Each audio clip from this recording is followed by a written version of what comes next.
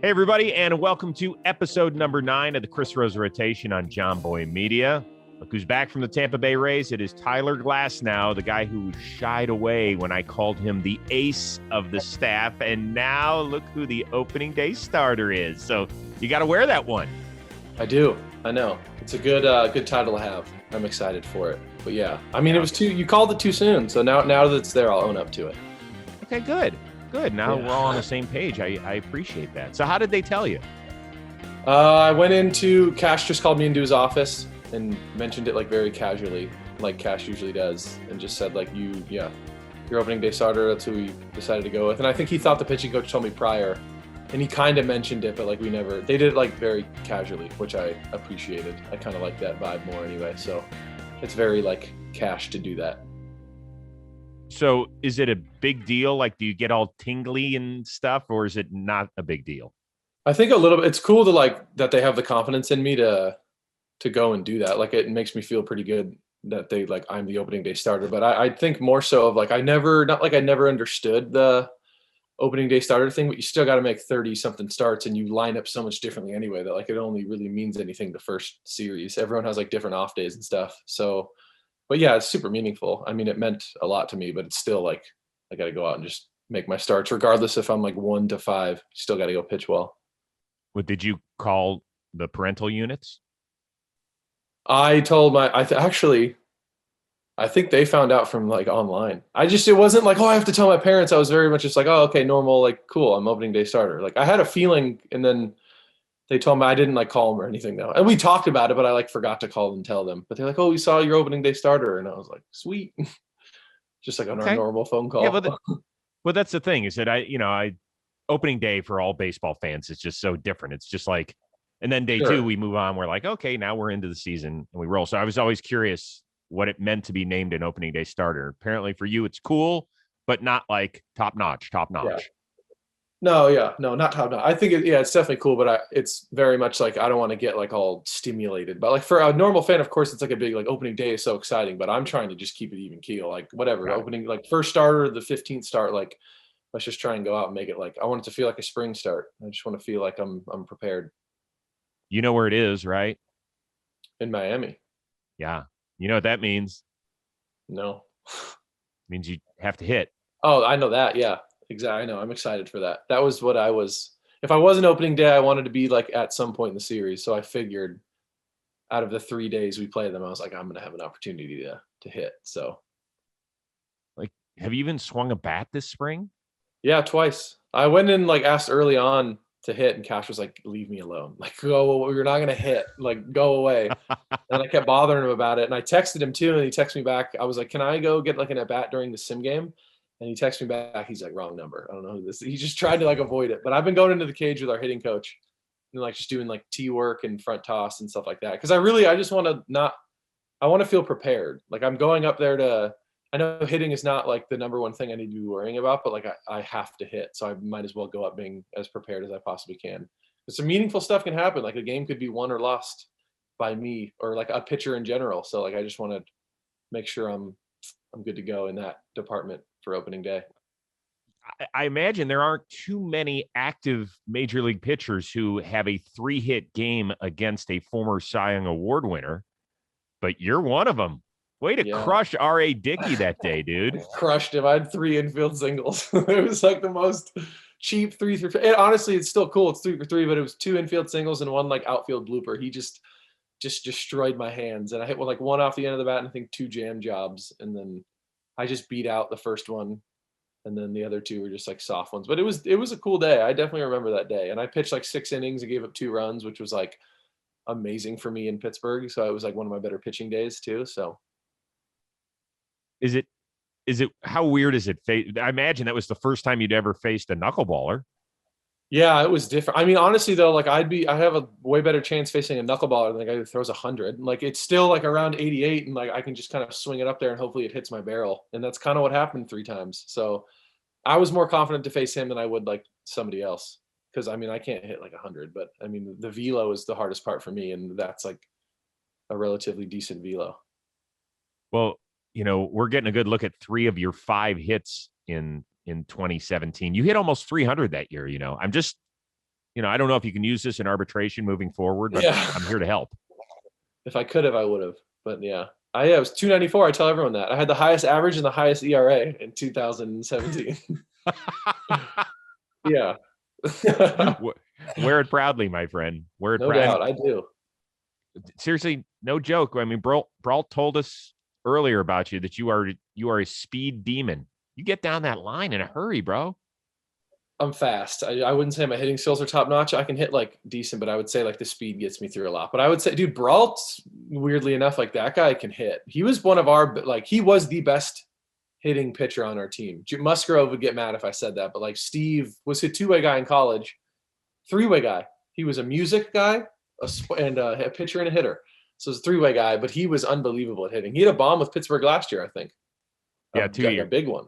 Sure. Yeah, 2 years ago. I mean, monster. And he went to Regis University out there in Denver, so that was a big deal for him. And we just had Musgrove on the show with Brault, and they went to Grossmont High together in San Diego. They were the 1-2 Brault pitchers. took his sister to prom, right? Brault took Musgrove's sister to prom. Yeah, to a formal, and they all went in a group. Yeah. So the thing was, Musgrove's sister was into theater, just like Steven is. And we found out that Joe was like a champion tap dancer as a kid. What? Yeah, no joke, dude. I didn't know that. Oh, yeah. The things you'll learn on the Rose rotation. There you go. That's crazy. It's probably why he's a really good athlete, too. Joe is probably one of the better athletes I've ever played with. I think the tap dance probably helped his footwork because for how big he is, he moves really well, and he's like very coordinated. So he also has the wide. He looks like he's wearing shoulder pads. I know he's like I think he had an extra like dose of testosterone naturally or something. Because you look at him, you're like, this dude he's got like bone structure too. You're just like he's a big human being. We got a lot of fun stuff coming your way over the next several minutes here on the Chris Rose rotation. A good friend of yours, former teammate Matt Duffy, who's trying to make his way out with the Chicago Cubs, will be joining us. Plus, I'm having each one of the co-hosts in the Rose rotation break down a division in which they don't play. So today we'll talk about the American League West and some challenges out there. We'll also spin the wheel of moderately interesting things and see how you did on your homework assignment, which is, I've gotten a glimpse. It is top notch. So far, I don't want to pat you on the head as being the best student so far, but you did a damn good job. I just want to say that. Good. I'm glad I made you happy. Yeah. Really it was actually your wife's idea, right? So I'm glad I did her homework assignment. Yeah, exactly. It's Mrs. Rose's homework assignment. It just happens to be on the Chris Rose rotation. So really, Michelle Rose should get all the credit for that. Before we are joined by Matt Duffy, Archie Bradley is also in this rotation. And he said something very interesting about you when we had him on. I want you to bring this up to Tyler because I don't know if he'll remember this, but 2017, that same series that Kutch at that walk-off, Glasnow got moved to the pen, and he was kind of in that train, like AAA starter, big league starter, getting rocked in the big leagues. We're leaving the pen in Pittsburgh, and again, I'm a fan of guys. I'm not afraid to talk about it or say it. And I told Tyler, I said, hey, dude, and Mom, excuse my language, but I said, hey, dude, you're really close to being so fucking good, Tyler. I said, I don't say that to a lot of guys, but dude, I am such a fan of yours. Like the way you throw the baseball, like you're really close to figuring it out. And when you do, you're going to be so freaking good. And then I think it was the next year or he got traded, and look at what he's done since then. And it's not like everyone else said that too, but I remember watching him specifically and I was like, dude, if this kid can figure out some things, like, wow. I remember that conversation.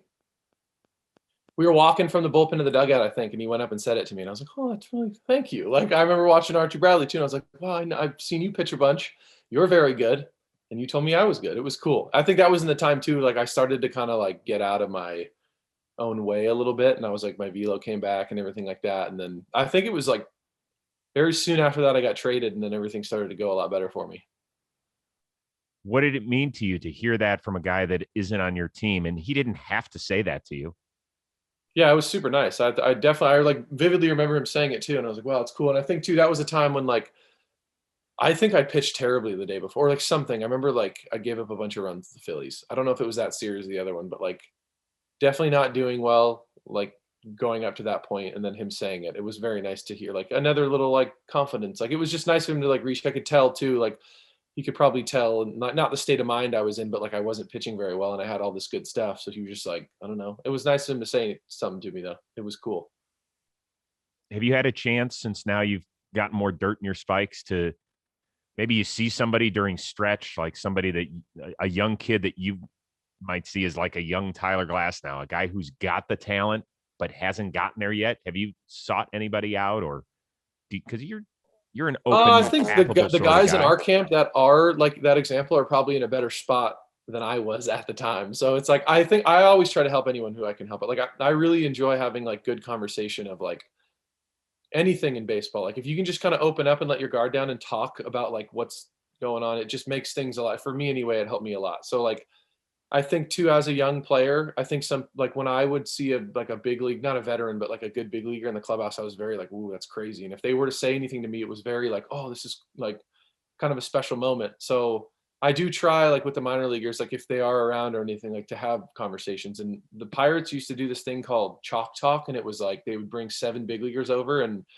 if you wanted to, it was like a big panel and you'd just sit in there and ask any question you wanted. And it was basically just like, I thought it was the coolest thing ever. And I talked to the Rays about it. I was like, we should do this too. And our mental conditioning guy would be the guy to set it up. And he really likes that idea too. He'd heard about it before. And with COVID, it's a little bit more difficult, but I do think like that's the best vehicle to like help someone get out of their own way or just figure out some stuff, like just kind of having that like open forum. So, but yeah, it's very important to me, I think, anyway.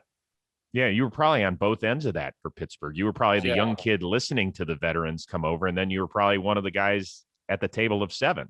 Yeah, I actually got to do it with them. Yeah, it was cool. Like I remember the first time we did it in the minor leagues, I was like, this is the coolest thing. And some people were like, this is dumb. And the Pirates, like we had to stay at Pirate City and we had our curfew and we had a million meetings. So guys already had the idea of just like, it was an optional meeting. Like you didn't have to go to it, which was unheard of with Pittsburgh because we had a million meetings all day long. So people already had like, oh, okay, another fucking meeting. Here we go. But I remember like seeing it being like that's cool. And I was just like a fly on the wall sitting in there. And every time we had a chalk talk, even if it was the same guys, I was in there. And all the guys were always so cool and they made all the guys feel so like welcomed. And it was always like a very cool. It was one of the good meetings. Not like I'm talking shit or anything, but like we had a lot of meetings. And that was the one I looked forward to. Well, was there a guy in particular? Was it Kutch that would come down? Was it Garrett Cole? Like who would?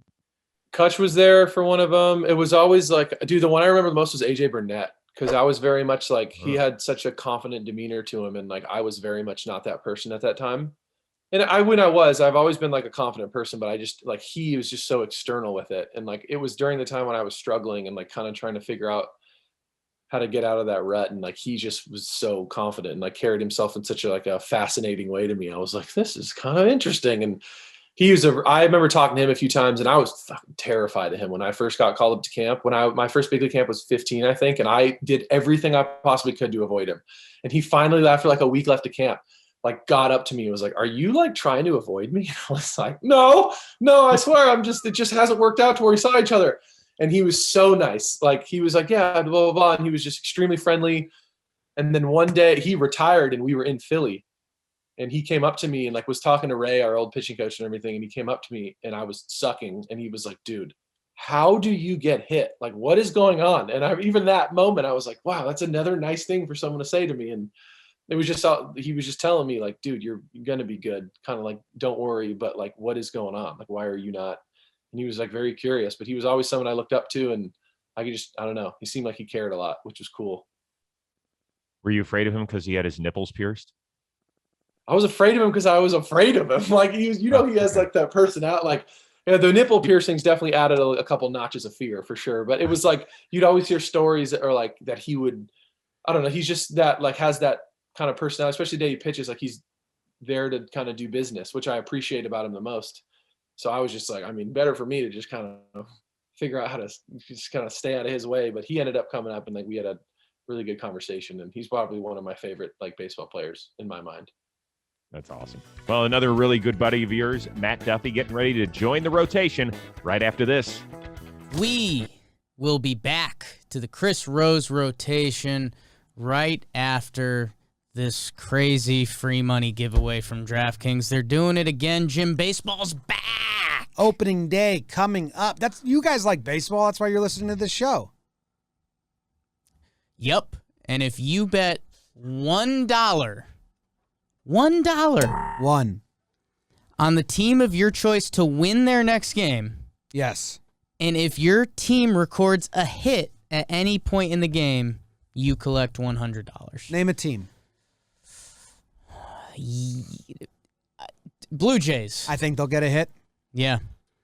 I mean, off the top of my head, there have only been 304 no-hitters thrown since 1876, and only one has been thrown on opening day. So you've got odds, Yeah.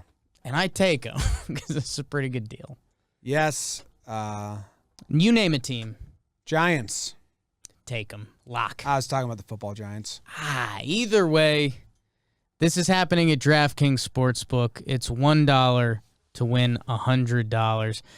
Every day they're going to have great odds and promotions. Top-rated DraftKings Sportsbook app now, and use promo code Rose. when you sign up. Turn $1 into $100 if the baseball team of your choosing records a hit.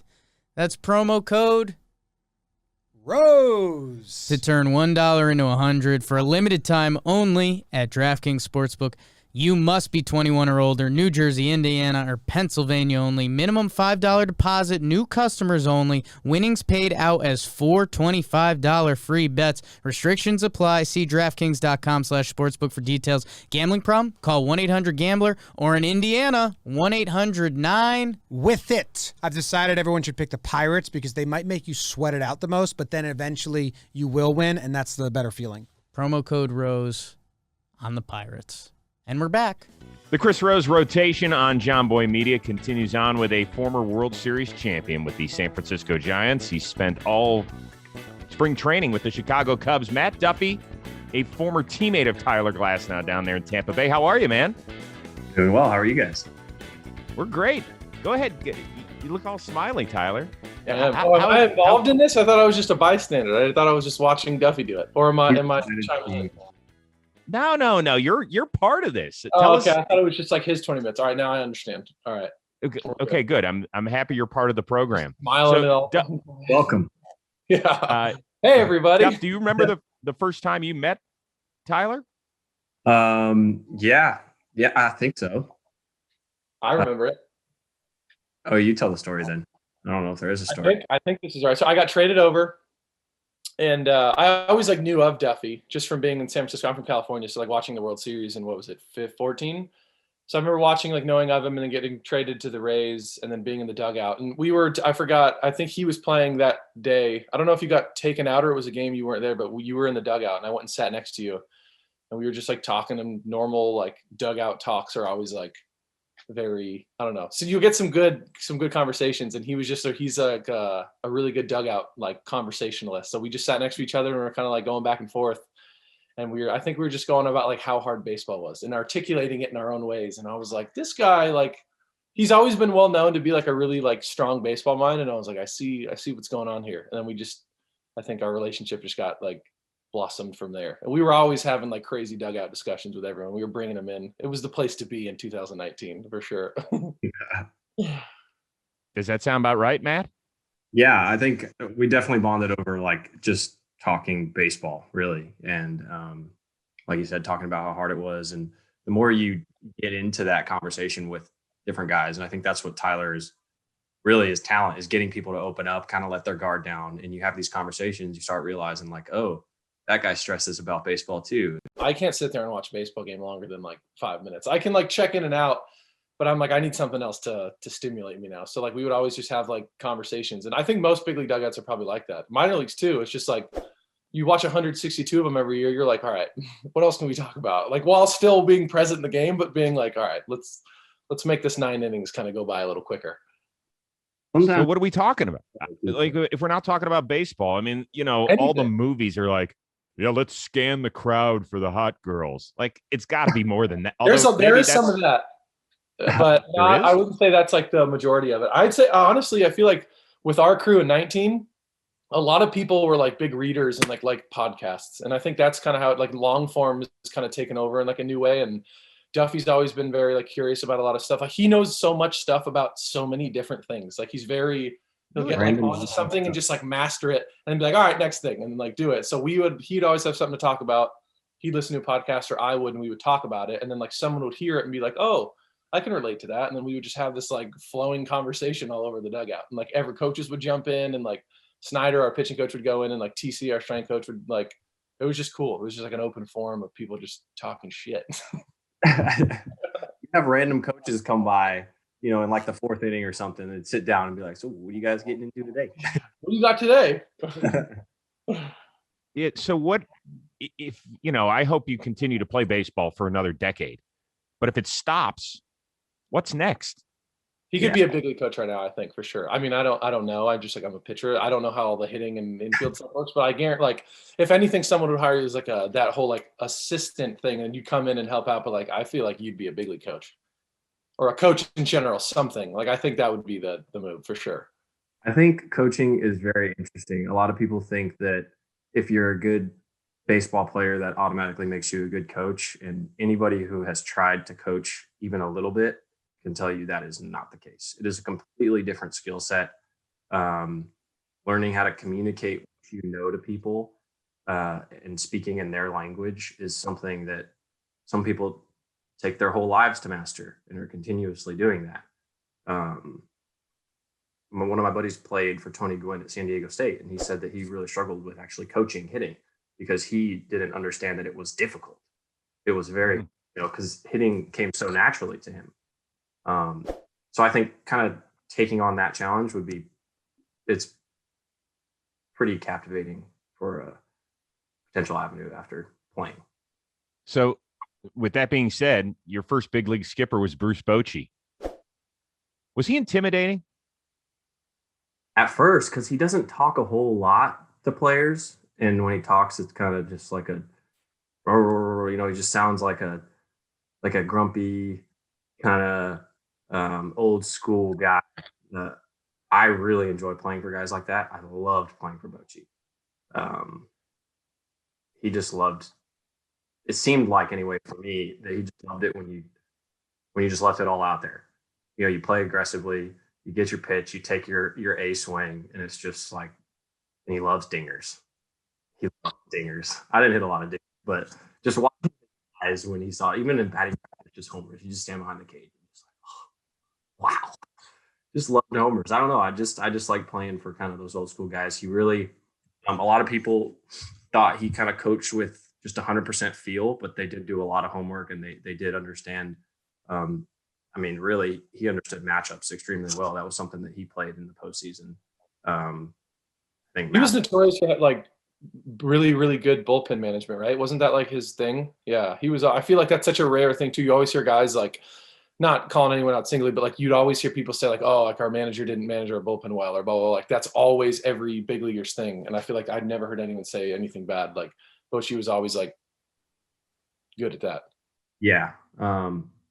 That's a really tough job, I think, because if you do it right, it's kind of like he managed the bullpen. But if you do it wrong, then it's just like it's easy. It's an easy scapegoat. But yeah, he did a really good job. They called him kind of the big four in San Francisco. I think it was Romo, Santiago Casilla, Bobby Lopez, and Jeremy Affeldt. Mm-hmm. Is that right?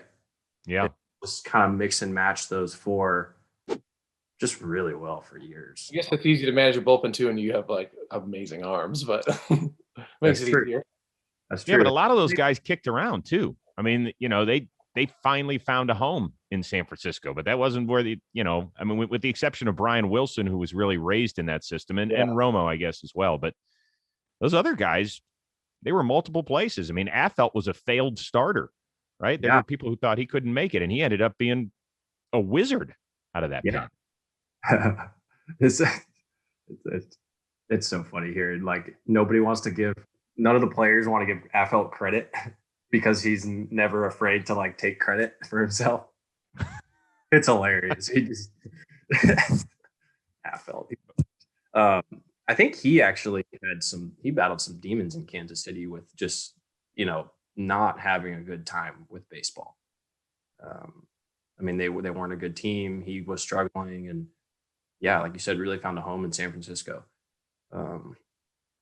I think Bochy was just a really excellent. What's the person who leads a symphony? Composer. The, Jeopardy. What is composer? yeah. Conductor? No, that's like a train. I don't know. What is He it? said composer. That was good. Is that it? The Okay. conductor of the symphony? Conductor. I think that might be it. That Sounds guy. more like a train thing, though. Train conductor. I don't know. We got it, though. We all know what we're talking about. Right. By the way, Duff, I do a pretty good Bochy. If you want to hear it. Yeah. All Hear right. it. Well, Pablo, he's a good player. Always one of my favorites. He, good switch hitter. He's kind of the fat kid on the block, but he's a good athlete now. He can throw with either hand, and he can run a little. And I mean, man, he's just a good kid, Pablo. That's really good. That actually was very good. How much time did you Solid? spend? Yeah, I've spent way too much time. All my siblings for the most part are older, so I just had a lot of time by myself, and I didn't have many friends. So I did a lot of impressions, kind of growing up, and just talking to myself. So it's nice that you guys are here to talk to. You and Aaron He's good. Boone, you could get together, and he's got the movements down, and you've got the combined for a poor man's Bruce Bochy. Yeah. Were you allowed to make fun of the size of his head, or was that kind of off limits? Everybody made fun of the size of his head. So they run, I don't know if they still do. I'm sure they do. They run commercials every year or season ticket sales, I think. And the players and the coaches are they're like the stars of the commercials. So they fly you out for 2 or 3 days, like in January, to run these commercials. And one of them was called Bochy's Hat. Oh, I've seen that. It is hilarious. I can't remember exactly how it goes, but basically it was just a whole commercial making fun of how big Bochy's head is. He was a good sport about it. Oh yeah, he wore it so well. Everybody. I mean, that's kind of the nature of clubhouses. A good clubhouse, anyway, is just like everybody wears each other out, and you just take it and then you dish it back. Yeah, that's. I mean, I think the good clubhouses that I've been in have some degree of that. Yeah, I don't think you find many clubhouses with people with like thin skin too. I feel like the reason that they're big leagues, not because like thick skin makes you good at baseball, but I feel like you're exposed to all that for so many years in the minor leagues when you're in like the shittiest low A town ever. Like you need to figure out how to have a sense of humor because like, you have to laugh at all the boring, awful things that are happening. Yeah, and you're dealing with hecklers. There's 200 people in the stands, and there's one heckler just wearing you out, and you can't. You're just alone. No baseball player within 60, 70 feet of you. It's like he's definitely talking to you. And then you get 3 ground balls hit at you right away. It's like, yeah. What would they target for you? I'm going to assume they would call you skinny. I think that's where you cheeseburger. Yeah. That's always we're in New York, and somebody was yelling at me to eat a cheeseburger. So I picked up all the weights in the on deck circle, put them all on my bat, and I started doing bicep curls. And they got a kick out. I like trying to turn hecklers into fans. Yeah. That's a good one. I bet some people traded some hecklers in Boston. It was felt like it was 20 degrees out. I traded them some hand warmers for some hot chocolate. I bet another one, a hot dog that I hit a dinger. Yeah. And it's fun dealing with hecklers. Did you bet somebody a hot dog that you'd hit a dinger? Yeah, and I hit a dinger actually. The center off of, I think, Carson Smith maybe. But I was so ecstatic because I don't hit a lot of homers. I just blacked out and I completely forgot about the hot dog. How do you not cash in on that? I mean, you bet somebody. Get your hot dog, Matt. I don't do it enough. I just euphoric when I hit a homer, Yeah, no doubt. Oof. Hot dog doesn't match up to the same feeling of a homer. It's a hot dog. You keep your hot dog. I want my homer. Glass, can you hear them when you're warming up in the pen, or are you just so tunnel vision that you don't hear him. It's weird because like I wouldn't even consider myself like tunnel vision, but I'd never really hear people like, did you hear those people doing that? And I was like, no. Sometimes I'll hear them like if it's a really quiet game, you can like hear people having conversations in the outfield, but like I don't really hear them. Like I don't like hone in on it, I guess. There's been a couple times in the bullpen and whatnot, but like you already have such a routine of what you're doing. Like you don't, even if you hear them, like you don't really put any like attention onto it. I've never had an experience where someone has been like really crazy or like wild. So I'm sure if somebody went like over the top, I would probably notice it, but like I've never had any crazy like heckler experiences. Matt, when you got called up to the Giants in 2014, that is a veteran laden clubhouse. When you walk in on day one, were you like, I mean, was it scary? Was Terrified. it exciting? What? I hadn't had a big league camp either, so it wasn't like, hey, good to see you guys kind of again. Remember me? It was like, hi, it's the trade deadline. You guys thought you were going to get a big bat. I'm here. I'm 165 pounds. I promise I can hit a little bit. I think some guys were a little disappointed. It worked though. You raked. I did okay. 15 was the year you raked. Right when I got called up, Joe Panic really caught fire. We were supposed to platoon a little bit, and I think we kind of platooned for like a week. And yeah, he really caught fire. After that, it was like, felt like he got 3 hits every day.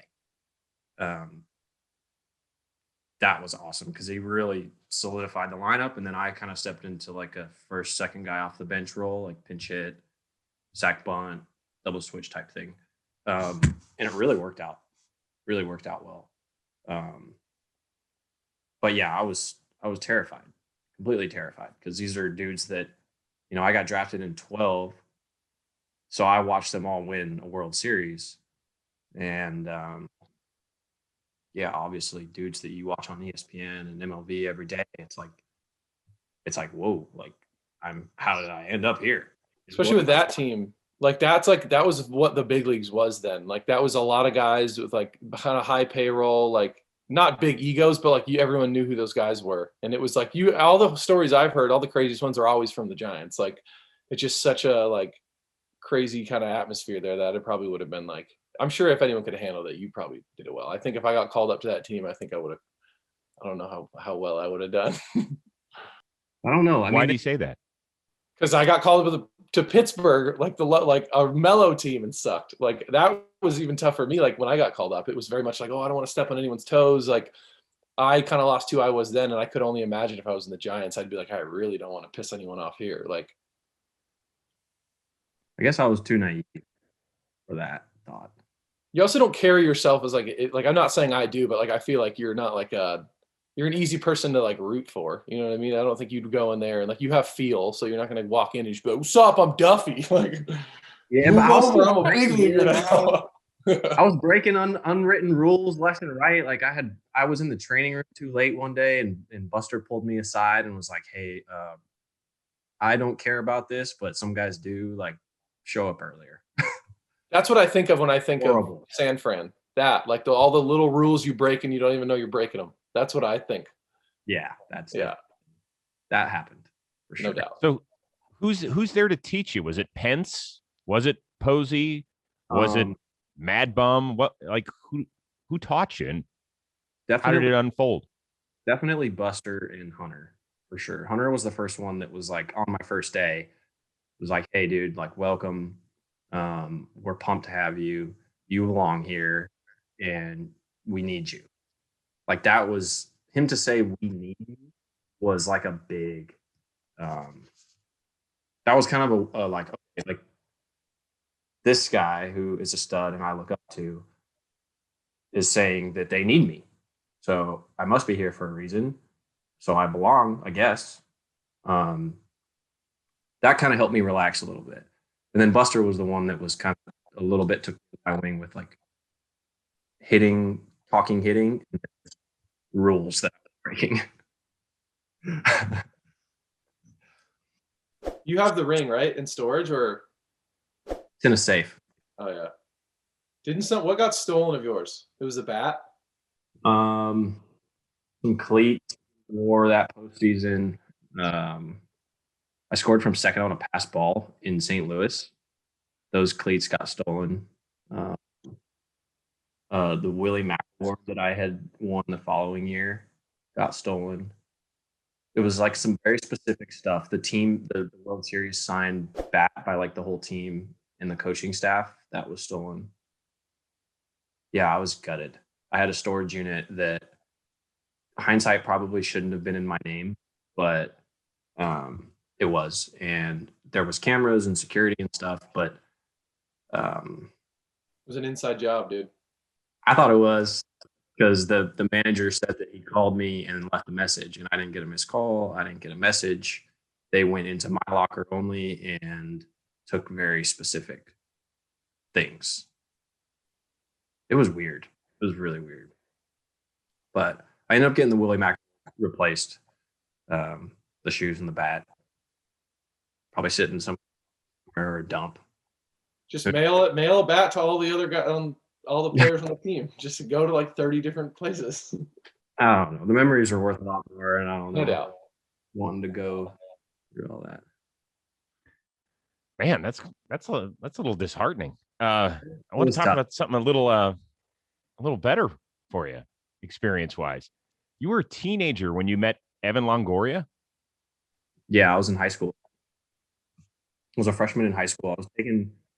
Let's see, my dad had contacted Long Beach State's head coach and asked him if they had any infield guys that would want to kind of basically do lessons. Freshman in high school, and defense definitely was the thing that I lacked. So he would just start reaching out, and their assistant coach ended up doing some lessons with me, and we would do them after they practiced on their practice field by the pyramid at Long Beach. And one day, they were finishing practice, and he dropped his stuff and was like, "Hey, mind if I turn some double plays with you guys?" So I was like, "Yeah." Like, he's fresh off of a Cape Cod MVP, supposed to go in the first round, like the local stud. And I was juiced. Like, afterwards, my dad walked up. I was like, "Dad, do you know who that was?" Super pumped. Evan didn't remember it, but I did. Of course not. And then a couple years later, we're living at his house. Yeah, we lived at his house together. What? In 19, we rented Longo's house in St. Pete and lived there. You rented his house? Yeah. Mhm. I mean, obviously he was a Ray for a long time, and then he wasn't using the house, and Duffy knew him, and then he ended up like letting us rent his house out for a pretty good deal too, if I might add. Because I'm renting a place out now, and his house is nicer, and we paid a lot less for it. The sweet house. It was very cool. So wait a second. You guys were roommates? I'm just finding this out. Yeah, that's what I thought. I didn't tell you that. Yeah, we were roommates in 19. Yeah, so those gosh. conversations would continue after the game in the backyard, chilling until 2:00 in the morning, just talking about our stresses. It was fun. We'd always have like a bunch of guys come over. It was cool. Like, I think that's like what made us mesh too. And like as a team, like we did stuff outside of the field together. Like we always have people just like come over and hang out. And then it was a good year for sure. It was fun. It was a good clubhouse, man. That was a rare clubhouse. Yeah, it is. Yeah. What they got? Who came over? Everybody. The clubhouse it's still pretty, not the same team. We got a lot of different people, but like the Rays do a really good job of like facilitating that. Like it's very much like, it's just like a very cohesive group. Like there's no weird like front office, like, or like animosity between players and coaches. Everyone just like works together, and it's weird. And then everyone just kind of like, you're kind of judged off of how you are as a person as opposed to like what you are as like a baseball player. So they find some pretty quality people, and just like everything kind of works out. By the way, what's the coolest part of Longo's house? The backyard. Cool. Yeah. It's all right on the water in St. Pete. So looks out towards Tampa. It's a pretty sweet spot. Yeah. You like wake up in the morning and like go to the ocean and hang out and then go to the field.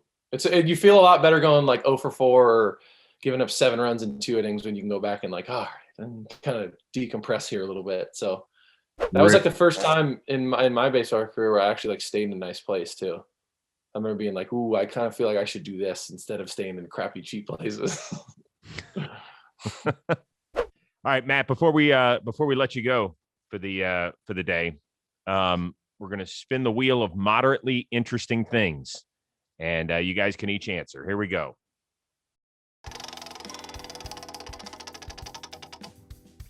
Oh, boy. Let's play 2. That means it's another question from either Jomboy or Jake. And the last time we had to answer one of those, we got nearly into trouble. So here we go. Let's see what the question is. Would you rather share a hot dog with Babe Ruth or your great-grandfather? In what way? Like, was it like a tandem share? Like, what do you like? Yeah. I don't understand You the don't have to meet in question. the middle necessarily. Oh, I You go guess bite it's for more of bite. just like the sentiment. Babe Ruth or my great grandfather? Babe Ruth. Sorry, grandfather. I mean, how many people have eaten a hot dog with Babe Ruth? Not a lot of people have probably eaten a hot dog with my great grandfather either, but Babe Ruth is probably cooler than him.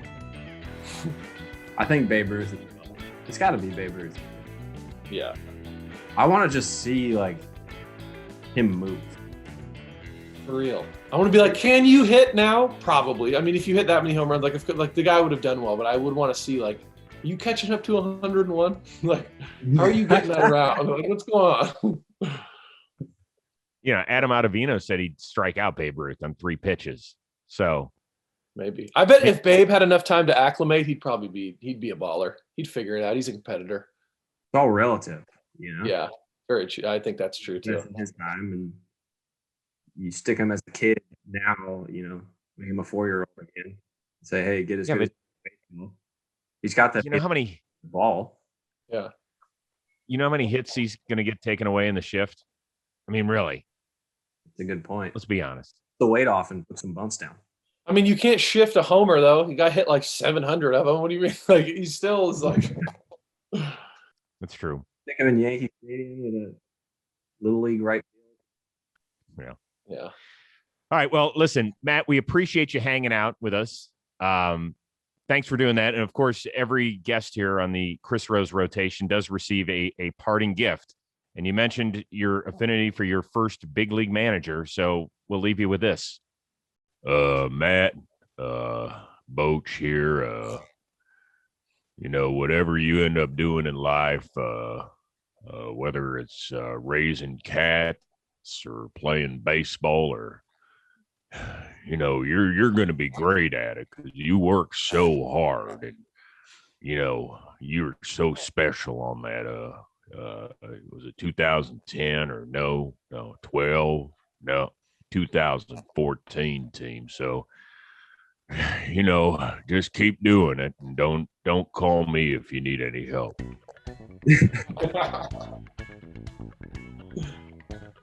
Nice.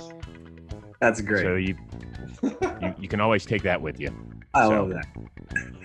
Oh yeah. Matt Duffy, it was good hanging out. Good to hear you and Tyler as former roommates, which I didn't find out until about 25 minutes into the conversation, but that's good. That's good. That's on me. That's all right. Matt, continued success, man. Thanks for the time. Thanks, guys. All right. So I told you earlier that each one of the co-hosts is breaking down a division in which they do not play. So today you are covering the American League West. Are you ready for this? I am. All right.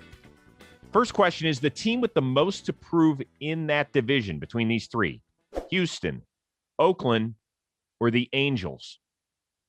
Most improved for this year coming up. Most to prove, not improve. Most to prove. It was the Angels, the Astros, and the A's.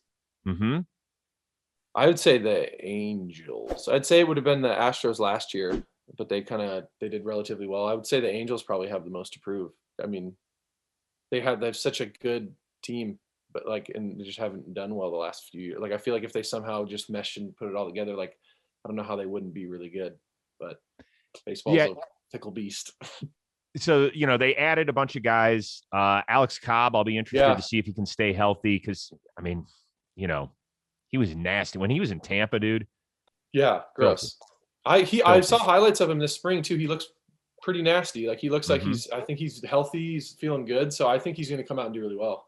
You know who's thrown great for them this spring is Jose Quintana. And, you got to remember when he was getting traded, like the Yankees wanted him really bad from the White Sox that one year. He ended up getting dealt to the Cubs instead. Like he was really a good high-end starter. And then he just, for whatever reason, inconsistency, some injury stuff. I think he could bounce back nicely. Here's what really pisses me off about this sport, which I love, that the best player in the sport has played 3 playoff games in his life. Does that make you mad, or do you just go, oh well, that's baseball?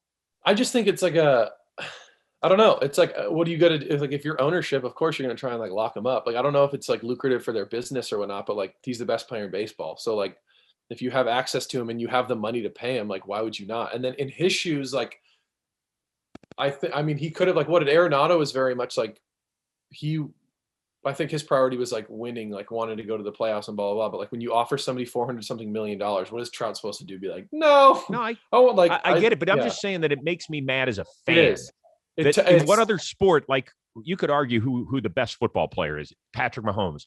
He's not missing the playoffs. In the NBA, you could say it's LeBron or Giannis. Those guys are not missing the playoffs. Mike Trout is sitting in the front row of an Eagles game the first week of October. Yeah, I know. That it is frustrating, but I also think too, like in baseball, that's the thing with it. Like one player can't, like he's one of the best players to ever live, and like you can only do so much. It is kind of tough. Like in basketball, you can have one guy can kind of carry a season all year long. Like it's just too hard in baseball. I know. Yeah, I don't know if it's like how the CBA is structured or like how that is, but I don't know. It just seems, I don't know. Maybe they're not gonna trade him, but like I'm sure they could. I think we should just make a rule that he goes to the worst playoff team and is allowed to play for them come October. Yeah. I just think we should make that'd be cool. So there you go. Just because of his like name. Huh? Well, what you were saying? Sorry, I was just because of his like name and like where he stands in history, like it would be cool to see what he does in the playoffs. Cause like he's one of the best to ever do it. Like, and he's still, how old is he? Like 29 or something, 30. Yeah. Like he's still got a lot of years of playoff ball, hopefully. And for some, I feel like if the Angels too, like get like, I don't know, pitching and all that stuff, like how could they not be like a crazy powerhouse team? They're so good. I know. All right. This gets us to question number 2. Speaking of Trouty, who is the second toughest hitter to face in that division behind him? In that division? Yeah. Who is it and why? Correa, because he's very good and he's like a smart hitter. He can make adjustments. Altuve's up there, I'd say too, for me. He always does really well against me. See, I want to get back to Correa and why it's interesting, because we mentioned that, you know, all these amazing shortstops that are out there, and he's always like kind of borderline-ish top 5, because there's some years he can't stay healthy, and there's some years where he doesn't do as well as it looks like he should. Yeah. What is it? What do you see up there when you're facing him? I can like tell he has like a really solid approach, and like he's so stubborn in the way he hits. I feel like I don't know. I've just seen him, especially in like the playoffs. Just I don't know. I think he just is like a game or two. He just turns it on when it's like meaningful, and he has that like dog in him. I just think he's more of like that team facing them. Like they were kind of like they would do whatever it took to score a run. And sometimes you play teams that are just like they'll do whatever it takes to hit a homer. Like it's just you have that weird feeling of like, oh, this whole team is trying to beat me right now. And then other teams, you're like, well, there's a couple guys that could hurt me. But like for the most part, guys are just like not non-competitive, but there's just like I can't even like describe it. But I would just say like I don't know. I just think he's a good hitter. He has like the physical tools, and he's also has like the mental approach to it too. I'd say him or Altuve. There's probably who I'd go with. Yeah. Good one. Is Joey Gallo the most likely guy in the division to rip the cover off of a baseball? Yeah, 100%. I played in low A with Joey Gallo, not with him, against him. And we went to the All-Star game together. And I remember watching him take BP. And we had a guy on our team, Stetson Alley, who's now pitching for us against the Rays. But he's probably one of the most freakish athletes who can hit a ball farther than anyone I've ever seen.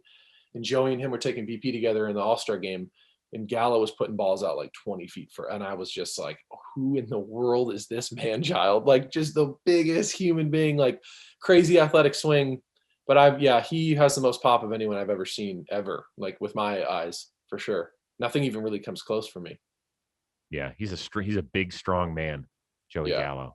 He can play defensive end for a lot of 4-3 teams. Absolutely, no doubt. By the way, you've only given up home runs to 3 guys on rosters in the American League West right now. Do you know that? No. Well, I can probably tell you who it is. Yeah. Well, I'm not including the playoffs, I don't think. I think it might just, but we'll see. Let's see if you got it. I think Calhoun took me deep, right? He's in the National League West now. Oh, I was told when he was on the Angels. Yeah. Who's currently on them? Yeah. Bregman? Yep. One of his teammates. Mariners, not the One of Bregman's. It was teammates. the first game of teammates. Yeah, one of his teammates in Houston right now that you wouldn't think of.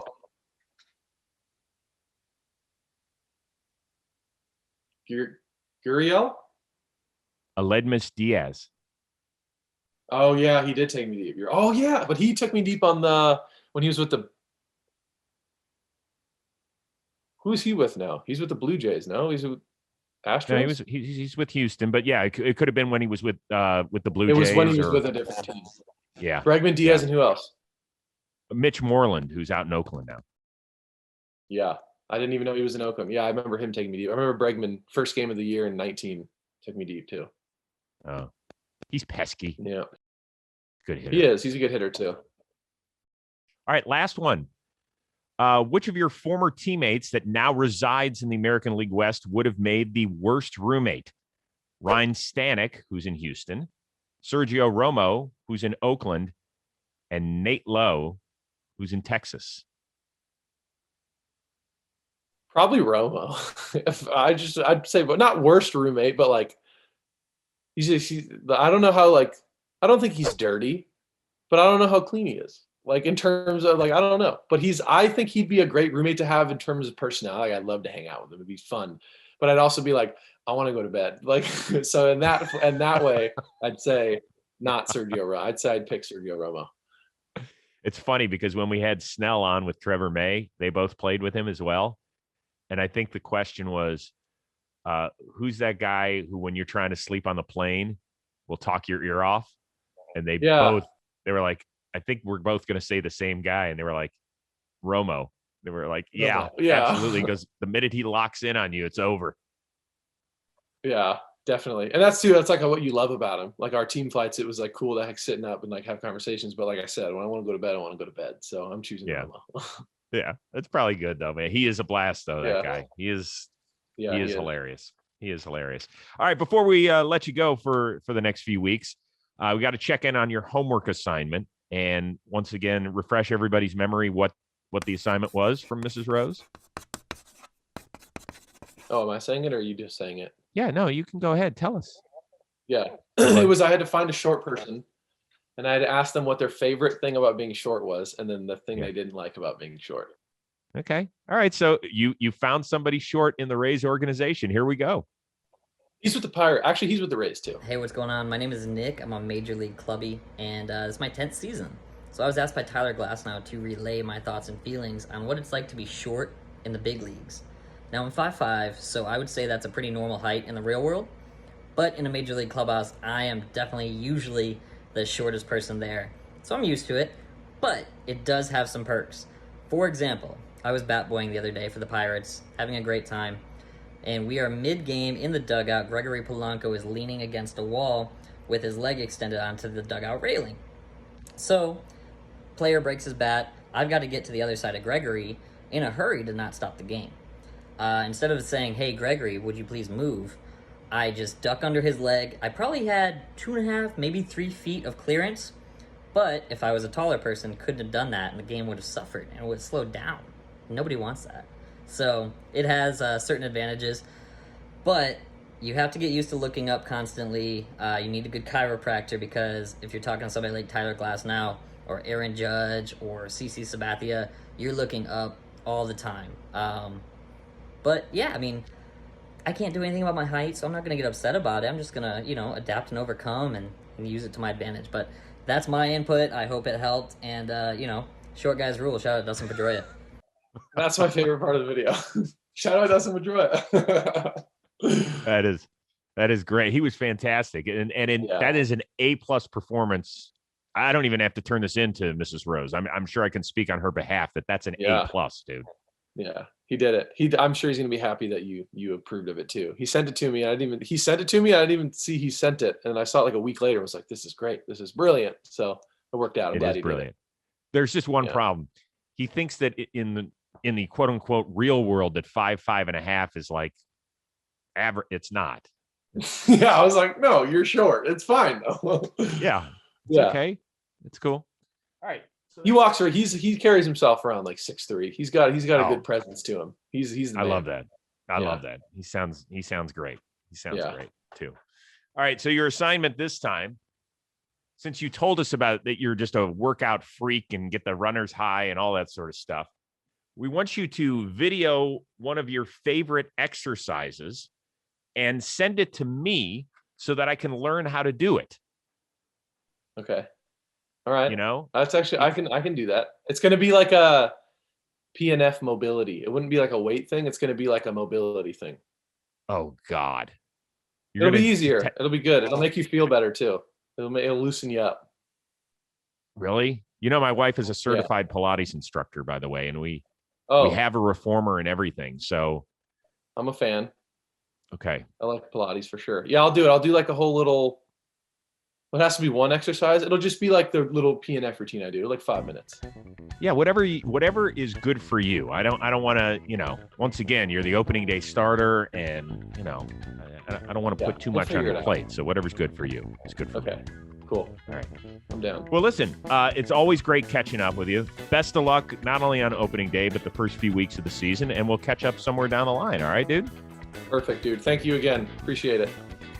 Thanks to everybody for tuning in here on the Chris Rose Rotation on Jomboy Media. Don't forget to keep downloading that podcast and give us 5 stars. That's what Tyler really loves. And also check us out on the Jomboy Baseball YouTube channel as well, and give us the old thumbs up. We'll see you next time.